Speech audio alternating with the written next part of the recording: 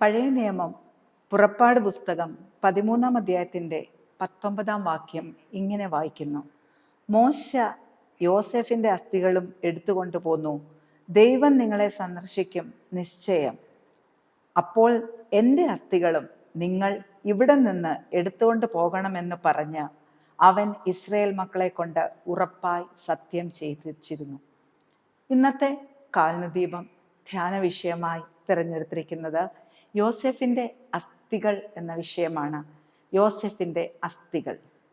അസ്ഥി അതിൽ തന്നെ യാതൊരു പ്രാധാന്യവും ഇല്ലാത്ത ഒരു വിഷയമാണ്.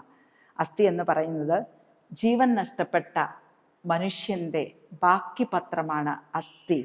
എന്നാൽ പുറപ്പാട് പുസ്തകത്തിലെ ഇസ്രായേൽ മക്കളുടെ മരുഭൂമിയിലൂടെയുള്ള യാത്രയിൽ ഈ അസ്ഥിക്ക് വലിയ പ്രാധാന്യമുണ്ട്. നാം നേരത്തെ 2 ധ്യാനങ്ങളിലായി നാം ചിന്തിച്ച വിഷയമായിരുന്നു അടുത്തുള്ള വഴിയെ കൊണ്ടുപോകാതെ ദൂരെയുള്ള ചുറ്റിപ്പോകുന്ന മരുഭൂവഴിയിലൂടെ ദൈവം കൊണ്ടുപോകുന്ന യാത്ര. ആ യാത്രയിൽ വഴികാട്ടിയായി മേഘസ്തംഭവും വെളിച്ചത്തിനായി അഗ്നിതൂണും ഉണ്ടായിരുന്നു.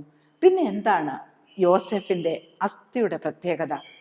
ഈ യാത്ര അവർ മിസ്രൈം ദേശത്ത് നിന്ന് പുറപ്പെട്ടപ്പോൾ എടുത്ത കാര്യങ്ങളുടെ കൂട്ടത്തിൽ വളരെ വിശേഷപ്പെട്ട ഒരു വസ്തു ഉണ്ടായിരുന്നു. പൂർവ്വപിതാവായിരുന്ന യോസെഫിൻ്റെ അസ്ഥി. 19-ാം വാക്യം പറയുന്നു, മോശ യോസെഫിൻ്റെ അസ്ഥികളും എടുത്തുകൊണ്ടുപോയി. അസ്ഥിയുടെ നിയോഗം എന്താണ്? അസ്ഥിക്ക് പ്രത്യേകിച്ച് എന്തെങ്കിലും ചെയ്യാനുണ്ടോ? അസ്ഥി നിർജീവമാണ്. അസ്ഥി സംസാരിക്കുന്നതല്ല. അസ്ഥിക്ക് മനുഷ്യ ജീവിതത്തിൽ പ്രത്യേകിച്ച് യാതൊരു കാര്യവുമില്ല. യെഹെസ്കേൽ പ്രവാചകൻ താഴ്വരയിൽ കാണുന്ന അസ്ഥിക്കൂട്ടത്തെ നോക്കിക്കൊണ്ടും പറയുന്നുണ്ട്, ഈ അസ്ഥിയുടെ മേൽ ദൈവശക്തി വ്യാപരിക്കുമ്പോൾ അവർ ഒരു കൂട്ടമായി, ഒരു സൈന്യമായി എഴുന്നേൽക്കുമെന്ന്. അപ്പൊ ദൈവശക്തി വ്യാപരിക്കുന്നിടത്തോളം അസ്ഥി തന്നെയാണ്, ജീവനറ്റതാണ്. എന്നാൽ ഈ അസ്ഥിക്ക് ഈ യാത്രയിൽ വലിയ പ്രാധാന്യമുണ്ട്. ഫറവോന്റെ അടിമത്തത്തിൽ നിന്ന് കാണിപ്പാനിരിക്കുന്ന ദേശത്തേക്ക് ഇറങ്ങിത്തിരിക്കുമ്പോൾ വഴിമധ്യേ ഭാരം, പ്രയാസം, പ്രതികൂലം, അനേക വിധത്തിലുള്ള ടെസ്റ്റുകൾ, പരീക്ഷകൾ, ഇതൊക്കെ ഈ യാത്രയിൽ ഉണ്ടാകുമ്പോൾ അവരുടെ മനസ്സ് മടിച്ച് ക്ഷീണിച്ചു പോകുമ്പോൾ പ്രത്യാശയുടെ ഉറവിടമത്രേ ഈ അസ്ഥികൾ. അങ്ങനെയാണെങ്കിൽ നമുക്ക് ഈ അസ്ഥികളെ പ്രത്യാശയുടെ അസ്ഥികൾ എന്ന് വിളിക്കുന്നതിൽ തെറ്റില്ല. ദ ബോൺ ഓഫ് ഹോപ്പ് എന്ന് പറയുന്നതിൽ തെറ്റില്ല. മുൻപിൽ ദൈവം പോകുന്നുണ്ടെങ്കിലും മനസ്സ് ക്ഷീണിക്കുമ്പോൾ മനുഷ്യന്റെ സ്വഭാവം പിറുപിറുക്കുന്നതാണ്. എന്നാൽ ഈ പിറുപിറുപ്പിന്റെ മധ്യത്തിൽ മോശയ്ക്ക് ധൈര്യം നൽകിയത് ഈ അസ്ഥികളാണ്. ഈ അസ്ഥികളെ കുറിച്ച് ഉൽപ്പത്തി പുസ്തകം 50-ാം അധ്യായത്തിൽ വളരെ വ്യക്തമായിട്ട് അതിൻ്റെ 24-ഉം 25-ഉം വാക്യങ്ങളിൽ പറയുന്നു. ഉൽപ്പത്തി 50-ന്റെ 24-ഉം 25-ഉം വാക്യങ്ങൾ. പൂർവ്വപിതാവായ യോസെഫ് താൻ മരിക്കാൻ പോകുന്ന സമയത്ത്, യോസെഫിനെ കുറിച്ച് നമുക്കറിയാം, ദൈവ സാന്നിധ്യത്തിൽ ജീവിച്ചൊരു വ്യക്തിയാണ്. ഇതുപോലെ ദൈവത്തെ ഭയപ്പെടുന്ന ഒരു വ്യക്തി ഉണ്ടാകുമോ എന്ന് ഫറവോൻ തന്നെ സാക്ഷ്യം പറയുന്നുണ്ട്. ആ യോസെഫ് കാലം തികഞ്ഞ് മരിക്കാൻ പോകുമ്പോൾ തൻ്റെ സഹോദരന്മാരെയും തൻ്റെ പുത്രന്മാരെയും എല്ലാവരെയും ചുറ്റും വിളിച്ചിട്ട് ഒറ്റ നിർദ്ദേശമാണ് അവർക്ക് കൊടുക്കുന്നത്. അത് 24-ാം വാക്യം ഇങ്ങനെ വായിക്കുന്നു. അനന്തരം യോസെഫ് തൻ്റെ സഹോദരന്മാരോട്, ഞാൻ മരിക്കുന്നു, എന്നാൽ ദൈവം നിങ്ങളെ സന്ദർശിക്കും. ഈ ദേശത്ത് നിന്ന് താൻ അബ്രഹാമിനോടും ഇസഹാക്കിനോടും യാക്കോബിനോടും സത്യം ചെയ്ത ദേശത്തേക്ക് കൊണ്ടുപോകുകയും ചെയ്യും എന്ന് പറഞ്ഞു. ദൈവം നിങ്ങളെ സന്ദർശിക്കുമ്പോൾ എൻ്റെ അസ്ഥികളെ ഇവിടെ നിന്ന് കൊണ്ടുപോകണമെന്ന് പറഞ്ഞ് യോസെഫ് ഇസ്രായേൽ മക്കളെ കൊണ്ട് സത്യം ചെയ്യിപ്പിച്ചു. ഒരു ഡെത്ത് ബെഡിലെ ഒരു പിതാവിൻ്റെ അവസാനത്തെ ആഗ്രഹമാണ്, ഈ അസ്ഥി നിങ്ങൾ ഇവിടുന്ന് കൊണ്ടുപോകണം. കാരണം യോസെഫ് പരിപൂർണമായിട്ട് വിശ്വസിച്ചു, ദൈവം നിങ്ങളെ സന്ദർശിക്കും. അവൻ നിശ്ചയമായി വിശ്വസിച്ചു, ദൈവം നിങ്ങളെ സന്ദർശിക്കും. യോസെഫിൻ്റെ ആയുസ്സിൽ യോസെഫിനത് കാണുവാൻ പറ്റിയില്ല.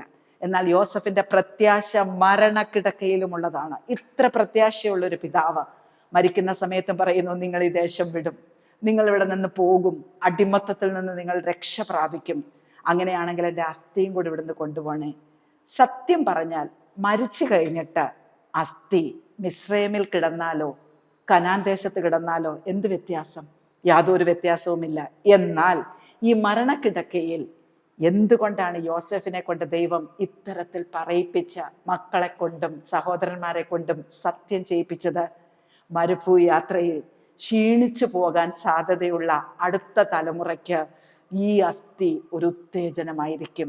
മോശ ഒരു പാത്രത്തിൽ അല്ലെങ്കിൽ ഒരു പെട്ടിയിലിട്ട് തന്നോടൊപ്പം കൊണ്ടുപോകുന്ന അസ്ഥി സംസാരിച്ചു കൊണ്ടിരിക്കുകയാണ്. ഈ അസ്ഥി മനസ്സ് ക്ഷീണിക്കുമ്പോൾ ധൈര്യം പകരുകയാണ്. എന്താണ് യോസെഫിന്റെ അസ്ഥിക്ക് പറയുവാനുള്ളത്? എനിക്കിത് കാണാൻ പറ്റുകയില്ല, പക്ഷെ ഞാൻ 100% ഉറപ്പിച്ച് വിശ്വസിക്കുന്നു, നിശ്ചയമായി ഞാൻ വിശ്വസിക്കുന്നു, അടിവരയിട്ട് ഞാൻ വിശ്വസിക്കുന്നു, ദൈവം നിങ്ങളെ സന്ദർശിക്കും, ദൈവം നിങ്ങളെ ഈ അടിമത്തത്തിൽ നിന്ന് പുറത്തു കൊണ്ടുപോകും.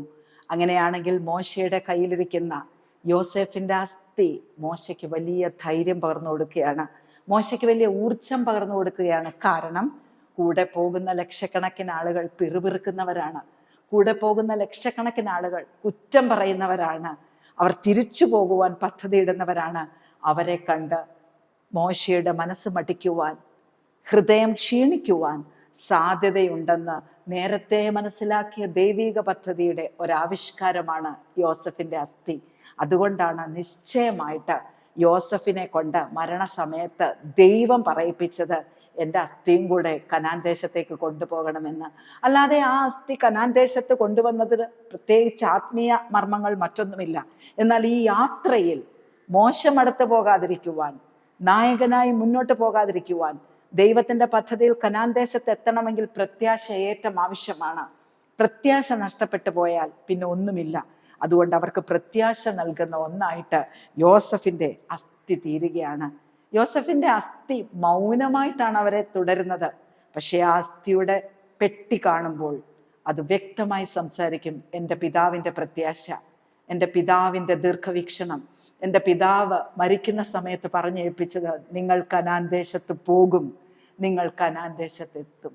അങ്ങനെയെങ്കിൽ ഈ പുതിയ നിയമ കാലഘട്ടത്തിൽ ഈ വിശ്വാസയാത്രയിലായിരിക്കുന്ന പുതിയ ക്രിസ്ത്യാനികളായിരിക്കുന്ന നമുക്ക് ഇതുപോലെ സംസാരിക്കുന്ന ഏതൊക്കെ അസ്ഥികളുണ്ട്?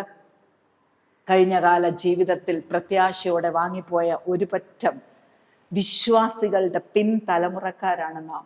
സാക്ഷികളുടെ ഒരു വലിയ സമൂഹം നമുക്ക് വേണ്ടി ഉണ്ട്. വളരെ കഷ്ടതയിലും പ്രയാസത്തിലും ഈ ക്രിസ്തീയ ജീവിതം ഓടിത്തികച്ച്, കഷ്ടതയുടെ നടുവിൽ, കണ്ണുനീരിന്റെ നടുവിൽ, ദാരിദ്ര്യത്തിന്റെ നടുവിൽ മാറ്റമില്ലാത്ത സുവിശേഷം കൈമാറി ഓടി അക്കരയെത്തിയ ഒരു കൂട്ടം വിശ്വാസ വീരന്മാരെ നോക്കിക്കൊണ്ട് പ്രത്യാശ വർദ്ധിപ്പിക്കണം. ദൈവം പ്രത്യാശയ്ക്ക് നമ്മോടൊപ്പം ഉണ്ടെങ്കിലും മനസ്സ് ക്ഷീണിക്കുമ്പോൾ നമ്മെ പോലെ ഈ ഭൂമിയിൽ ജീവിച്ച് പ്രത്യാശയോടെ മരിച്ച അനേക പിതാക്കന്മാർ, അനേക മാതാക്കൾ, അനേക സുവിശേഷ വീരന്മാർ, അനേക രക്തസാക്ഷികൾ, അവരുടെ പ്രത്യാശ ഈ അസ്ഥികൾക്ക് സമാനമായി നമ്മുടെ ദിനംതോറുമുള്ള വിശ്വാസ ജീവിതയാത്രയിൽ സന്തോഷവും സമാധാനവും പകർന്നു നൽകട്ടെ. ഒരിക്കലും പ്രത്യാശയ്ക്ക് ഭംഗം വരരുത്. നാം എത്തേണ്ടത് നിത്യതയിലാണ്. അസ്ഥികൾ സംസാരിക്കട്ടെ. മരുഭൂയാത്രയിൽ യോസെഫിന്റെ അസ്ഥി സംസാരിച്ചതുപോലെ അനേക സുവിശേഷകരുടെ, മൺമറഞ്ഞു പോയ പിതാക്കന്മാരുടെ ജീവിത മൂല്യങ്ങൾ നമ്മളോട് ദിനംതോറും സംസാരിക്കുമ്പോൾ ധൈര്യത്തോടെ നമുക്ക് മുന്നോട്ട് പോകാം. അതിന് ദൈവം ഏവരെയും സഹായിക്കട്ടെ.